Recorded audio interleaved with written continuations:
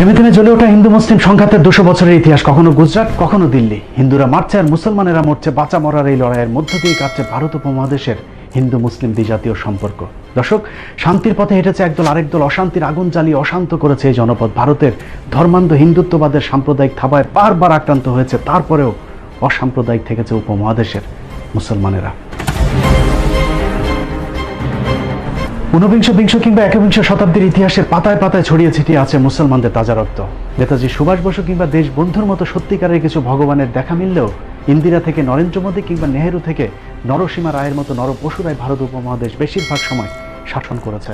শাসনের নামে শোষণে মুসলমানদেরকে কতটা নিষ্পেষণ সহ্য করতে হয়েছে তার অজানা কিছু ইতিহাস নিয়ে আজকের পর্ব। আপনাদের সাথে আছি আমি ইলিয়াস হুসাইন।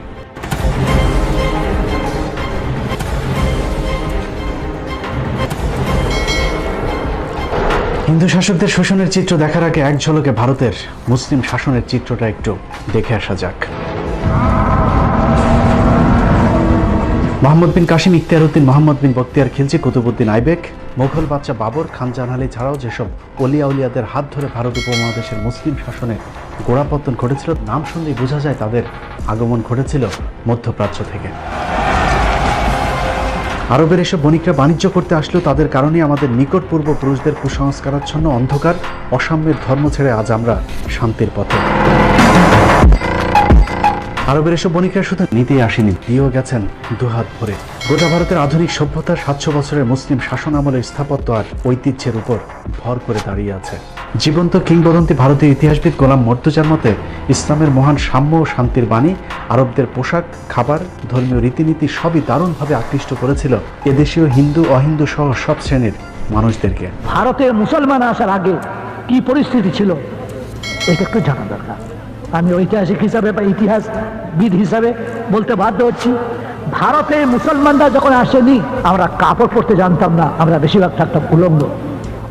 অর্থাৎ টপ র্যাঙ্কের আমাদের যারা ধর্মগুরু ছিলেন তারা ল্যাংটো হয়ে থাকতেন, উলঙ্গ, এবং তারা ল্যাংটো হয়ে শুধু থাকতেন না, ছাই মাখতেন, ভস্য মাখতেন। যদি বলে কেন ভস্য মাখতে, শীতকালে ঠান্ডা লাগতো না, ভস্য মাখলে ঠান্ডা লাগে না, লোমকূপগুলো ভর্তি হয়ে যায়। আজও যদি ভারত আপনি ঘরেন, তা এখনো কিছু পুরো উলঙ্গ সাধু সন্ন্যাসী দেখতে পাবেন না, উত্তর দিন, পুরো উলঙ্গ। উলঙ্গ ভারতের অসভ্য জাতিকে শুধু মুসলমান শাসকেরা সভ্য হতেই শেখায়নি, হিন্দুদের সব বিপদে পরম বন্ধু হয়ে পাশে দাঁড়িয়েছে হাজী শরীয়তুল্লাহ তিতুমির আর দুদু মিয়ারা। ভারতের রাজধানী দিল্লির ইন্ডিয়া গেট।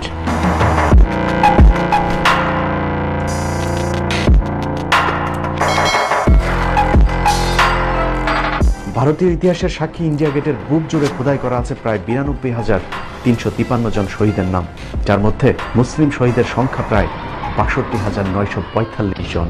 তারপরেও ইতিহাস বিকৃতির মধ্য দিয়ে মুসলিম নায়কদেরকে হিন্দুদের চোখে সবচেয়ে খলনায়ক বানানো হয়েছে। কথায় কথায় উগ্র হিন্দুরা যাদেরকে পাকিস্তানে চলে যাবার কথা বলে, সেই মুসলিম বীরদের বীরত্বের চিত্রটা দেখলেই পরিষ্কার হয়ে যাবে আসলে ভারত উপমহাদেশে মুসলমানদের অবদান কি। বাংলাদেশের স্বাধীন নবাবের সময় ভারত পরাধীন হয়েছিল তিনাকে দিয়ে শুরু করি। ভারতের স্বাধীনতা রক্ষায় প্রথম শহীদের নাম নবাব সিরাজউদ্দৌলা, যিনি একজন মুসলিম। মির্জাফরের বিশ্বাসঘাতকতায় 1757 সালের 23 জুন পলাশীর যুদ্ধে নবাব সিরাজউদ্দৌলার পতনের পর যিনি ইংরেজদের বিরুদ্ধে প্রথম অস্ত্র হাতে তুলে নিয়েছিলেন, তিনি মীর জাফরেরই জামাতা মীর কাসিম, তিনিও একজন মুসলমান। 1764 সালে বক্সারের যুদ্ধে মীর কাসিমের পরাজয়ের মধ্য দিয়ে মুসলিম শাসনের পরিসমাপ্তি ঘটে, আর সেই সাথে ডুবে যায় ভারত উপমহাদেশের স্বাধীনতার শেষ আলোটুকু।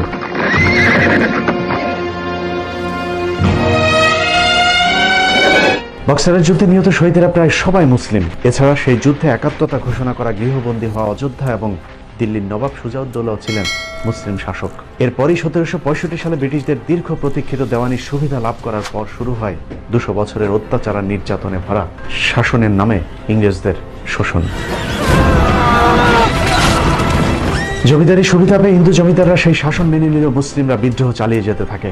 নবাবী শাসন আমলে মাইনা হিসেবে রাজ্যের সৈনিকদের যেসব লাখেরাজ সম্পত্তি দেওয়া হয়েছিল, ইংরেজরা শুরুতেই সেই সম্পত্তি কেড়ে নেয়, যার ফলে এসব সৈন্যরা নিঃস্ব ফকির হয়ে যে আন্দোলন শুরু করেছিল তাকে ইতিহাসে বলা হয় ফকির বিদ্রোহ। বাংলার জীবন্ত ইতিহাস শেরে বাংলা বইয়ের 44 পৃষ্ঠায় উল্লেখিত তথ্য অনুযায়ী ফকির বিদ্রোহে মোট 83,000 মুসলিম সৈন্য অংশ নিয়েছিলেন। মুসলিম শাসকদের নামে মাত্র খাজনার পরিবর্তে কোম্পানির অস্বাভাবিক খাজনা বৃদ্ধির ফলে দিশেহারা হয়ে ভারতের কৃষকেরা কৃষক আন্দোলন শুরু করেন। থেমে থেমে 1800 সাল পর্যন্ত চলা তীব্র সেই আন্দোলনের মূল নেতৃত্বে ছিলেন ফকির মজনু শাহ, চেরাগ আলী, মুসা শাহ, শের আলী, যাদের সবাই প্রায় মুসলমান। 19বিংশ শতাব্দীর শুরুতেই শুরু হয় হাজী শরীয়তুল্লাহর ফরায়েজি আন্দোলন। তিনার মৃত্যুর পর তার সুযোগ্য পুত্র হাজী মোহাম্মদ মহসিন ওরফে দুদু মিয়া ফরায়েজি আন্দোলনকে আরও বেগবান করেন। তবে হিন্দু জমিদারদের সহায়তায় ইংরেজদের ব্যাপক দমন পীড়নে সেই আন্দোলনও খুব বেশি দূর যেতে পারেনি। মুসলিম আত্মত্যাগের আরেক বীর শহীদের নাম তিতুমির। 1831 সালের 19 নভেম্বর বারাসাত জেলার নারিকেল বাড়িয়ায় ঐতিহাসিক বাঁশের কেল্লায় শহীদ হন তিতুমির সহ তার সঙ্গীরা। তিতুমির শহীদ হওয়ার পর একই সালের মে মাসে শুরু হওয়া ওয়াহাবি আন্দোলনের পরিসমাপ্তি ঘটে বালাকোটে সৈয়দ আহমেদের শহীদ হওয়ার মধ্য দিয়ে। বন্দুকের গুলির কার্তুজে গরু ও শূকরের চর্বি ব্যবহারের প্রতিবাদে 1857 সালের 29 মার্চ সিপাহী বিদ্রোহ শুরু হয়, যার নেতৃত্বে ছিলেন মুঘল বাদশাহ দ্বিতীয় বাহাদুর শাহ। বিদ্রোহের অপরাধে বাহাদুর শাহকে বর্তমান মিয়ানমারের রেঙ্গুনে নির্বাসিত করা হলেও বিদ্রোহ থামেনি, বরং যুদ্ধ আরও বেগবান হয়েছে। অনেক ইতিহাসবিদের মতে 1857 সালের সিপাহী বিদ্রোহ ভারত উপমহাদেশের প্রথম স্বাধীনতা যুদ্ধ। কিন্তু হিন্দু জমিদারদের গাদ্দারির কারণে পরাজিত হতে হয়েছে স্বাধীনতার সেই যুদ্ধেও।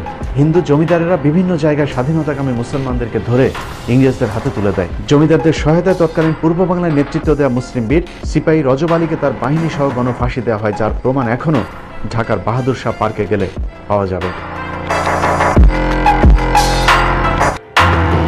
এছাড়া ব্রিটিশ বিরোধী প্রতিটি আন্দোলনে মুসলিমরা সামনে থেকে নেতৃত্ব দিয়েছেন।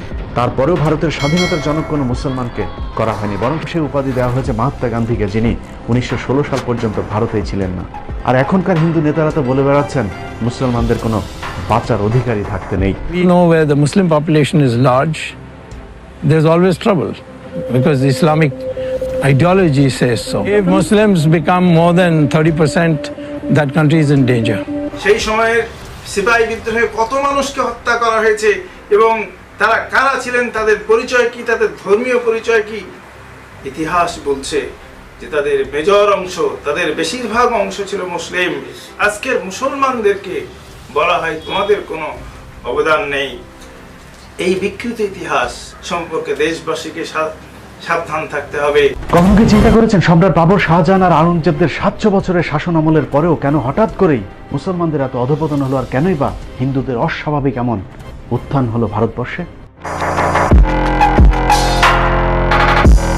1757 থেকে 1857, 100 বছর ইংরেজরা মেরেছে, মুসলিমরা মরেছে। আর সুযোগ সন্ধানী হিন্দু ব্রাহ্মণরা পেয়েছে শিক্ষা, চাকরি, আর সেই সাথে মুসলিমদের কাছ থেকে ইংরেজদের কেড়ে নেয়া জমিদারি। ভারতের মহারাষ্ট্র সরকার প্রকাশিত ভারতীয় সংবিধানের জনক বিআর ডক্টর আম্বেদকর রচনাবলীর 8ম খণ্ডের 305 নম্বর পৃষ্ঠায় উল্লেখ করা হয়েছে 1812 সাল থেকে 1814 সাল পর্যন্ত ইংরেজরা একটি জরিপ করে দেখেন কাদেরকে এদেশে কুকুরের মতো ব্যবহার করা যাবে। সেই রিপোর্ট অনুযায়ী ব্রাহ্মণদের সবচেয়ে প্রভুভক্ত হিসেবে উল্লেখ করা হয়। রিপোর্টের একটি গুরুত্বপূর্ণ উক্তি ঠিক এই রকম: in most part of the country the Brahmin and the beggar are the synonymous. অর্থাৎ ব্রাহ্মণরা এতটাই তেলবাদ ছিল যে তাদেরকে ভিক্ষুকের সাথে তুলনা করা হয়েছিল। এভাবেই কুকুরের মতো হিন্দুরা ইংরেজ মনিবদের কাছে যেতে থাকে, আর মুসলমানদের সাথে ইংরেজদের বাড়তে থাকে দূরত্ব। কিন্তু ব্যাক টু ব্যাক মুসলিম বিদ্রোহের দিশেহারা ইংরেজরা চিন্তা করলো ভারতের টিকে থাকতে হলে মুসলমানদেরকে শিক্ষা ও চাকরিতে টানতে হবে। লর্ড ম্যাকুলের নেতৃত্বে 1854 সালে একটি শিক্ষা কমিশন গঠন করা হয়। কমিশনের পরামর্শ অনুযায়ী 1858 সালে ব্রিটিশ সম্রাজ্ঞী মহারানী ভিক্টোরিয়া শিক্ষা কমিশনকে হিন্দু মুসলিম সবাইকে সমানভাবে শিক্ষা ও চাকরিতে সুযোগ দেবার আদেশ দেন। মুসলমানদের একাংশ নারীর সে সিদ্ধান্ত মেনে নিলে ভারত উপমহাদেশে শুরু হয় নতুন আরেক অধ্যায়ের। মুসলিমরা যখন হিন্দুদের স্বার্থপরতা বুঝে নিজেরাও শিক্ষা, চাকরির সুবিধা নিতে রাজি হয়, তখনই একে একে বের হতে থাকে হিন্দুদের আসল হিংসাত্মক চরিত্র। বিদ্যালয়গুলোতে মুসলিম ও নিচু বর্ণের হিন্দুরা পড়াশোনা করতে চাইলেও সেখানে বাধা দেয় হিন্দু ব্রাহ্মণরা। ব্রাহ্মণদের এই বৈষম্য দেখে জাস্টিস স্যার সৈয়দ আমির আলী 1857 সালে বেসরকারিভাবে মুসলিমদের জন্য অ্যাংলো মোহামেডান স্কুল প্রতিষ্ঠা করেন, যেখানে মুসলমানদের পাশাপাশি হিন্দু নিচু বর্ণের মানুষদেরকেও পড়াশোনার সুযোগ দেওয়া হয়। আর এতেই আরও ক্ষিপ্ত হয়ে ওঠে হিন্দু ব্রাহ্মণরা, কারণ সে সময় নিচু জাতের হিন্দুদের জন্য বিদ্যা অর্জন তো দূরের কথা, ধর্মীয় গ্রন্থ ছুঁয়ে দেখাও নিষিদ্ধ ছিল। মুসলমানদের শায়েস্তা করতে 1885 সালে হিন্দুরা জাতীয় কংগ্রেস নামে প্রথম ধর্মের ভিত্তিতে সাম্প্রদায়িক একটি রাজনৈতিক সংগঠন গড়ে তোলে। আর সেই সংগঠন থেকে মুসলমানদের শিক্ষার বিরুদ্ধে তীব্র আন্দোলন শুরু করে হিন্দু ব্রাহ্মণরা। পাল্টাপাল্টি অবশ্য নিজেদের শিক্ষার অধিকার রক্ষায় সৈয়দ স্যার আহমেদ আলীগড়ে গড়ে তোলেন Anglo Indian Mohammedan educational association, যা পরবর্তীতে মুসলিম লীগ নামে রাজনৈতিক দলে আত্মপ্রকাশ করে। কিন্তু আগে থেকে শিক্ষায় এগিয়ে থাকা সংখ্যাগরিষ্ঠ হিন্দুদের হিংসাত্মক তৎপরতার সাথে পেরে ওঠা যাচ্ছিল না, যার ফলে বাধ্য হয়ে পূর্ববঙ্গের মুসলিম নেতা নওয়াব স্যার সালিমুল্লাহ, শেরে বাংলা একে ফজলুল হক, নবাব ভিকারুল মুলকরা বঙ্গভঙ্গের দাবি তোলেন। দাবি মেনে লর্ড কার্জন ঢাকাকে রাজধানী রেখে 1905 সালে বঙ্গভঙ্গ করলে পূর্ব বাংলার মুসলমানেরা এগিয়ে যেতে থাকে। পরের 6টি বছর হিন্দুদের ভয়ঙ্কর এক রূপ দেখেছে ভারতীয় উপমহাদেশ। হিন্দুদের ব্যাপক বিক্ষোভের পর 2011 সালে বঙ্গভঙ্গ রদ করা হলো। পূর্ব বাংলার মুসলিম নেতা নবাব স্যার সলিমুল্লাহ ঢাকাতে অন্তত একটি বিশ্ববিদ্যালয়ের দাবি তোলেন। লর্ড হার্ডিঞ্জ সেই দাবি মেনে নিলে হিন্দুরা সেটারও বিরোধিতা করেন, আর যার নেতৃত্বে ছিলেন আমাদের সবার প্রিয় রবীন্দ্রনাথ ঠাকুর। রবীন্দ্রনাথের নাম শুনে অনেকেরই কপাল হয়তো মাথায় উঠতে পারে, কিন্তু ইতিহাস কখনো মুছে ফেলা যায় না। মুসলিম শিক্ষা এবং ঢাকা বিশ্ববিদ্যালয়ের বিরুদ্ধে রবীন্দ্রনাথের নেতৃত্বে ব্যাপক সেই আন্দোলনের অংশ হিসেবে 1912 সালে কলকাতার গড়ের মাঠে বিশাল এক জনসভার ডাক দেওয়া হয়। সেই জনসভায় রবীন্দ্রনাথ ঠাকুর, ঈশ্বরচন্দ্র বিদ্যাসাগর এবং RSS সমর্থিত রাজনৈতিক দল হিন্দু মহাসভার প্রতিষ্ঠাতা সভাপতি শ্যামাপ্রসাদ মুখার্জির পিতা আশুতোষ মুখার্জির নেতৃত্বে হিন্দুদেরকে সাম্প্রদায়িকভাবে খেপিয়ে তোলা হয়। ঢাকা বিশ্ববিদ্যালয় প্রতিষ্ঠার বিরুদ্ধে সশস্ত্র সে আন্দোলনে ব্রিটিশ আমলাদের খুন করার পাশাপাশি হিন্দুদের 7 জন সন্ন্যাসী আত্মাহুতি দেয়। যদিও এসব ঘটনাকে বানোয়াট বলে দাবি করে ভারতীয় অনেক এদেশীয় দালাল। যে মিটিংয়ে রবীন্দ্রনাথের বিরোধিতা করার কথা বলা হয়, এটা নিয়ে গবেষণা করে দেখা গেছে যে রবীন্দ্রনাথ তখন পূর্ব বাংলায় ছিলেন, তিনি কলকাতাতেই ছিলেন না 2 দিন। তো কাজেই আপনার এগুলো সব মিথ্যাচার। এবার ভারতীয় হিন্দুদের মুখে শোনা যাক কলকাতার গড়ের মাঠের সেই জনসভায় রবীন্দ্রনাথ ছিলেন কিনা। সেই গড়ের মাঠে 1912 সালের মার্চ মাসে গড়ের মাঠে সেই মিটিংয়ের এর থেকে অনেক বড় ডায়াস হলো, তার সভাপতি হলেন বিশ্বকবি রবীন্দ্রনাথ ঠাকুর। কিসের জন্য মিটিং জানেন? মিটিংটা হলো ইংরেজ গভর্নমেন্ট তখন প্রস্তাব দিয়েছে ঢাকাতে একটা ইউনিভার্সিটি করবে, বিশ্ববিদ্যালয় ঢাকাতে, তখন কলকাতায় আছে। সেখানে প্রস্তাব পাশ হচ্ছে ঢাকাতে যেন বিশ্ববিদ্যালয় ইংরেজ গভর্নমেন্ট না করে। কেন বলেন তো? সেখানে বিশ্ববিদ্যালয় হলে মুসলমানরা লেখাপড়া শিখবে। কারো মুখের কথা বিশ্বাস না করলেও চলবে। 1912 সালের 18 মার্চ গড়ের মাঠের সেই জনসভায় সভাপতি ছিলেন রবীন্দ্রনাথ নিজে, যার প্রমাণ কলকাতা ইউনিভার্সিটির রিপোর্ট B4-এর 130 নম্বর পৃষ্ঠায় সংরক্ষিত সভাপতির ভাষণ। রবীন্দ্রনাথের ঐতিহাসিক সেই ভাষণের একটি জায়গায় তিনি বলেছিলেন, চাষার ছেলেরা যদি বিশ্ববিদ্যালয়ে পড়ে তাহলে ক্ষেত খামারে কামকাজ করবে কারা। শুধু এটাই নয়, শ্রী নীরজ চৌধুরীর the autobiography of unknown India বইয়ের তথ্যানুযায়ী রবীন্দ্রনাথ মুসলিমদের বিদ্রুপ করে বলতেন, মুসলমানরা হচ্ছে লাইভ স্টক, গৃহপালিত পশু। কিন্তু সেই ইতিহাস এখন আর কেউ পড়ে না। 1971-এর পর বদলে যায় সবকিছু। চরম মুসলিম বিদ্বেষী রবীন্দ্রনাথ এখন আমাদের প্রাণের কবি। দুর্গাকে উদ্দেশ্য করে যার লেখা কবিতাটাই এখন আমাদের জাতীয় সঙ্গীত। হিন্দুদের মা দুর্গাকে নিয়ে লেখা যে কীর্তনকে আমরা জাতীয় সঙ্গীত হিসাবে গেয়ে থাকি, সেটার মূল গান 25 লাইনের। 1905 সালে লেখা একটি গানকে হাস্যকরভাবে 1971 সালে স্বাধীন হওয়া একটি দেশের জাতীয় সঙ্গীতের স্বীকৃতি দেওয়া হয়। উইকিপিডিয়ার তথ্য অনুযায়ী যে গানের সুর আবার চুরি করা হয়েছিল গগন হারকরা নামের এক লোকসঙ্গীতের শিল্পীর গাওয়া গান থেকে। সেটা তো সমস্যা নেই, মূল সমস্যা হলো হিন্দুদের মা দুর্গাকে নিয়ে লেখা গানের বিশেষ যে কয়টি লাইন বাদ দেওয়া হয়েছে, সে লাইনগুলো পড়লেই সবার কাছে পরিষ্কার হয়ে যাবে এটা আসলে বাংলাদেশের জাতীয় সঙ্গীত নাকি আমাদেরকে দিয়ে কৌশলে মূর্তির গুণগান করানো হচ্ছে। 71-এর পর রবীন্দ্রনাথ, ঈশ্বরচন্দ্রদের মতো এরকম অনেক মুসলিম বিদ্বেষীদেরকে আমাদের ইতিহাসে সুপ্রতিষ্ঠিত করা হয়েছে, অথচ যাদের কারণে আমরা আজ আলাদা ভূখণ্ডে বিদ্যা অর্জন করার সুযোগ পেয়েছি, সেই সব নায়কদেরকে আমাদের চোখে করা হয়েছে খলনায়ক। আজকের ঢাকা বিশ্ববিদ্যালয় প্রতিষ্ঠায় যাদের অবদান সবচেয়ে বেশি, তাদের দুজনের মধ্যে একজন নবাব স্যার সলিমুল্লাহ, জিনার দান করা 600 একর জমির উপর দাঁড়িয়ে আছে আজকের ঢাকা বিশ্ববিদ্যালয় এবং বুয়েট। স্যার সলিমুল্লাহর নাম নিভু নিভু করে আমাদের ইতিহাসে জ্বললেও মুছে গেছে আরেক মহামানব মোহাম্মদ আলী জিন্নার নাম। 1971 সালের আগ পর্যন্ত মোহাম্মদ আলী জিন্নার নামে থাকা জিন্না হলটিও এখন বদলে হয়েছে সূর্য সেন হল, অথচ এই সূর্য সেন বঙ্গভঙ্গ এবং ঢাকা বিশ্ববিদ্যালয়ের প্রতিষ্ঠার ঘোর বিরোধী ছিলেন। আর জিন্নাহ হচ্ছে সেই ব্যক্তি যিনি বড় লাটের কাছে হিন্দুদের 18 বার প্রবল আপত্তি সত্ত্বেও ঢাকা বিশ্ববিদ্যালয় বিল আইন পরিষদে পাশ করানোর জন্য ইম্পেরিয়াল লেজিসলেটিভ কাউন্সিলে যুদ্ধ করেছিলেন। ভারতের বিখ্যাত লেখক শৈলেশ কুমার বন্দ্যোপাধ্যায়ের লেখা জিন্নাহ পাকিস্তান নতুন ভাবনা বইয়ের 26 নম্বর পৃষ্ঠার তথ্য অনুযায়ী 1971 খ্রিস্টাব্দে জিন্নাহ ইম্পেরিয়াল লেজিসলেটিভ কাউন্সিলে যে ঐতিহাসিক বক্তৃতা দিয়েছিলেন তার মধ্যে ঢাকা ও পাটনা বিশ্ববিদ্যালয় বিল অন্যতম। জিন্নাহর সেই বিলের উপর ভিত্তি করে 1921 সালে প্রতিষ্ঠিত হয় প্রাচ্যের অক্সফোর্ড খ্যাত ঢাকা বিশ্ববিদ্যালয়। শুধু ঢাকা বিশ্ববিদ্যালয় নয়, জিন্নাহর কারণে বাংলাদেশ ও পাকিস্তানের মুসলিমরা আজ আলাদা ভূখণ্ড পেয়েছে। তা না হলে আমাদেরকেও হয়তো কাশ্মীর, হায়দ্রাবাদ কিংবা দিল্লির মুসলমানদের মতো ভাগ্যবরণ করতে হতো। এভাবেই ভারতীয় দালালেরা বাংলাদেশের বুক থেকে একের পর এক দেশপ্রেমিক মুসলমানদের নাম মুছে ফেলার ষড়যন্ত্র করছে। মুক্তিযুদ্ধের বিজয়ের মুহূর্তে ভারতীয় জেনারেল অরোরাকে রাখা হলেও রাখা হয়নি বাংলাদেশের সর্বাধিনায়ক জেনারেল ওসমানী কিংবা কোনো সেক্টর কমান্ডারকে। স্বাধীনতার পর থেকে ভারত বাংলাদেশের উপর দাদাগিরি চালাতে থাকে। ভারতের লুটপাটের যে যখন বাধা দিয়েছে তাকেই গুম করা হয়েছে। 1972 সালের এপ্রিলে ভারতীয় বাহিনী বাংলাদেশ ছেড়ে গেলেও বাংলাদেশকে তারা সবসময় নিয়ন্ত্রণ করেছে। যখন যে রাজনীতিবিদ তাদের বিপক্ষে কাজ করেছে তাকেই করুণভাবে হত্যা করা হয়েছে। অভিযোগ আছে বঙ্গবন্ধু হত্যাকাণ্ড ভারতের পরোক্ষ মদত ছিল। যুদ্ধের পর বাংলাদেশের উপর ভারতের একক আধিপত্য মেনে না নেওয়া, বিভিন্ন দেশ থেকে আসা ত্রাণের হিসাব চাওয়া, এপ্রিলের মধ্যে ভারতীয় সেনাবাহিনীকে বাংলাদেশ ছাড়তে বাধ্য করা এবং ভুট্টোকে রাষ্ট্রীয় অতিথি হিসেবে বাংলাদেশে আনা সহ বেশ কয়েকটি বিষয়ে শেখ মুজিবের সাথে ভারতের সম্পর্কের টানাপোড়েন হয়। যে কারণে 15 আগস্টের সেনা বিদ্রোহের বিষয়টি ভারতীয় হাইকমিশন দিল্লিকে জানালেও মুজিবকে কেউই অবগত করেনি। অন্যদিকে কূটনৈতিকভাবে বাংলাদেশকে অনন্য উচ্চতায় নিয়ে যাওয়া, বাংলাদেশের ইতিহাসের সবচেয়ে জনপ্রিয় রাষ্ট্রনায়ক জিয়াউর রহমানকে হত্যা করা ভারতের জন্য বাধ্যতামূলক হয়ে ওঠে। কারণ দেশের ব্যাপক উন্নয়ন এবং ভারতকে টপকে শহীদ জিয়াউর রহমানের বিশ্ব নেতা হয়ে ওঠা ভারতের জন্য ছিল চক্ষুশূল। যে কারণে শহীদ প্রেসিডেন্ট জিয়াউর রহমান হত্যাকাণ্ডে ভারতের সরাসরি জড়িত থাকার জোর গুঞ্জন রয়েছে।